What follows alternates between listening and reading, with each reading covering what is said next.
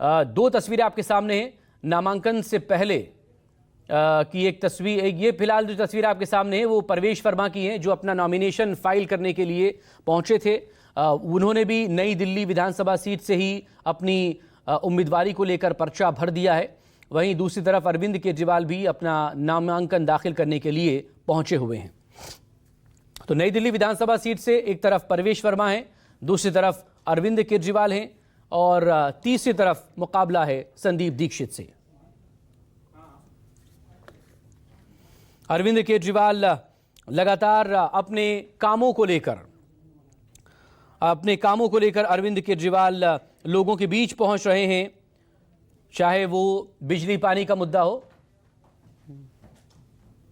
अमित पांडे मेरे सहयोगी इस वक्त हमारे साथ जुड़ गए। अमित, अरविंद केजरीवाल नामांकन दाखिल करने पहुंचे हैं, कितनी आसान या कितनी मुश्किल लड़ाई इस बार नई दिल्ली विधानसभा सीट पर अरविंद केजरीवाल के लिए?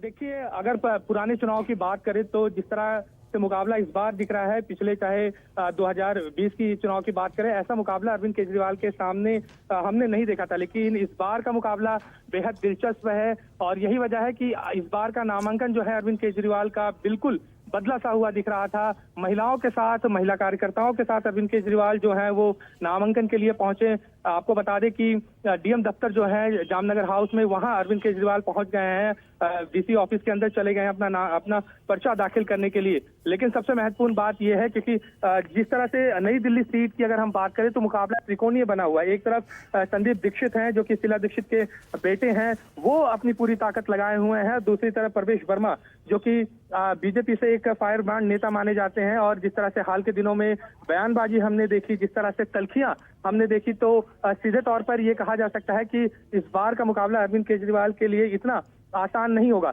नई दिल्ली की अगर सीट की हम बात करें तो आपको बता दें कि 1 लाख के आसपास जो वोटर हैं नई दिल्ली में वो है और पिछली बार लगभग 65% के आसपास वोटिंग हुई थी। इस लिहाज से 65,000 लोगों ने वोट दिया था। तो इस बार का मुकाबला इसलिए काफी दिलचस्प बन रहा है कि अगर जो भी उम्मीदवार 30-35 हजार वोट लेके आगे बढ़ता है उसी की जीत होगी, क्योंकि मुकाबला त्रिकोणीय है। और जिस तरह से संदीप दीक्षित अपनी पूरी ताकत लगाए हुए हैं, शीला दीक्षित के बेटे हैं, तो इसका भी फायदा कहीं ना कहीं कांग्रेस इस सीट पर लेना चाहती है। कांग्रेस की कोशिश यही है कि ज्यादा से ज्यादा वोट जो है वो आम आदमी पार्टी के काटे, क्योंकि ये जो वोटर थे ये कभी ना कभी कांग्रेस के तरफ ये वोट करते थे। वो वोट 2015 में और शिफ्ट हुआ था आम आदमी पार्टी की। बहुत शुक्रिया आपका अमित, तमाम डिटेल के लिए। आप नजर बना रखिए, अपडेट के लिए आपसे फिर बात होगी। एक छोटे से ब्रेक के बाद खबरें जा रही हैं, आप देखते रहिए News 24।